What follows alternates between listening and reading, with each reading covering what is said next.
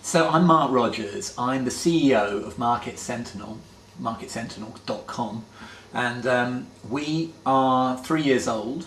And I came into this business sideways, really. I was a TV producer and then worked on the internet at bbc.co.uk, which I co-founded when that started in '97. Then I went to Amazon, worked a bit on their multi-platform business, putting the web onto mobiles and things like that, Amazon.com Anywhere. And then in the 2004, in the wake of having a company that didn't go anywhere, didn't do anything, another attempted startup, I got a call from Ian Davis, who had been called by Cisco Systems, and Cisco wanted to monitor what people were saying about them and had come across an application Ian had written. And kind of the rest is history. We sort of figured it out from there, and it's a kind of interesting business, because as soon as you start listening to conversations, you start thinking, how do I make sense of this? And are there new ways of making sense of this? How do I measure it?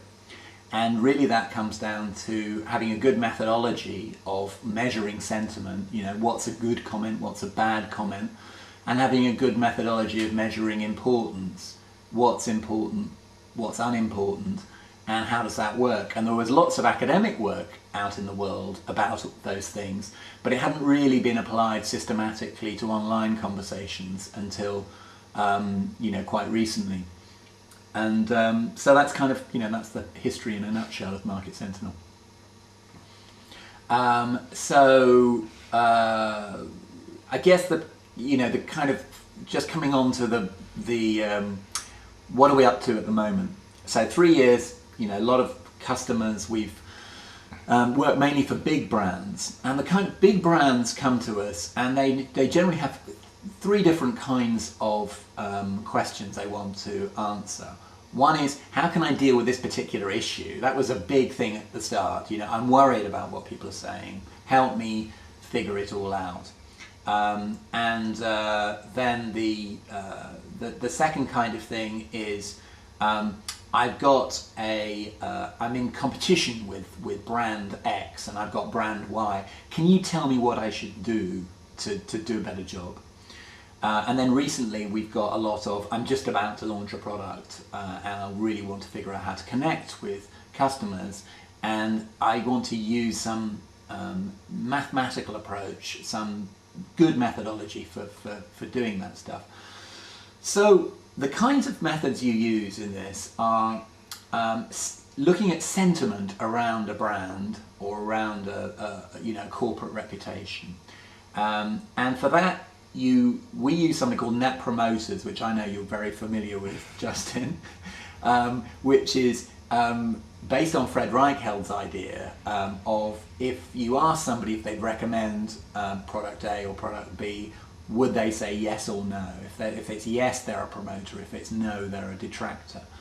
And we go a little bit further than that. We, of course, look not for the results of a questionnaire, but for conversations that are already out there, where people are already spontaneously saying, I love Coke, I love Ford, I love Apple, or particular products, of course. And we look for what they're saying and what they're giving as their rationale. I love it because it's so, or I hate it because it's so, So what you get is something that's quite interesting and quite useful, which is, let's say you benchmark your iPod against your MP3 player, equivalent products, equivalent niche. You can get, without asking for it, a live indication of what people are saying when they're recommending it to their friends. They're going, I love my iPod because it's, or I hate this new MP3 player because it's, or vice versa. And what that gives the brand owner is some really useful information, which is, how am I doing? Am I doing better this month than I was last month? What are the key things about my product that people mention when they recommend it? And there's some quite interesting stuff that goes on about that. People tend to recommend things, and some of it is about the product itself, and some of it's about ego projection. So often people recommend things for reasons that have something to do with themselves. They want to project a certain aspect of their personality. So for example, people rarely recommend things and they go, I got so-and-so because it was the cheapest, because that doesn't obviously reflect very well on them.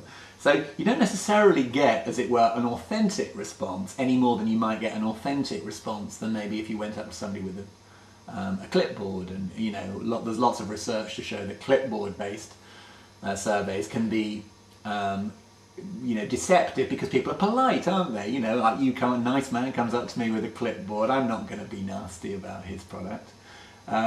Equally online, people can be, conversely, much ruder than they'd be necessarily face to face. So there's a bias in that direction. But the other interesting thing about it is not necessarily that people are, quote, telling the truth about the product, although they're often talking about things that are very real about it, but that often their comment has something to do with the way they perceive themselves. And so, for example, when people recommend things, it tells you a lot about how your product appeals to people. What is it about the product that makes people feel better? And that goes to the heart of what people are calling word-of-mouth marketing, buzz marketing, connected marketing, which is, how can I get myself talked about? What is it about me that people think is so remarkable, me or my product really, that they're going to, you know, stop what they're doing, go online, pick up the phone, whatever it is, and spread the good news. Now, if you can figure that out, that's very, very good news indeed, because increasingly people are finding this online marketing is where they need to be. This conversation is what they need to be part of. So it's very important to get that kind of information, and that's Market Sentinel provides services like that to brands, so we give them that kind of information.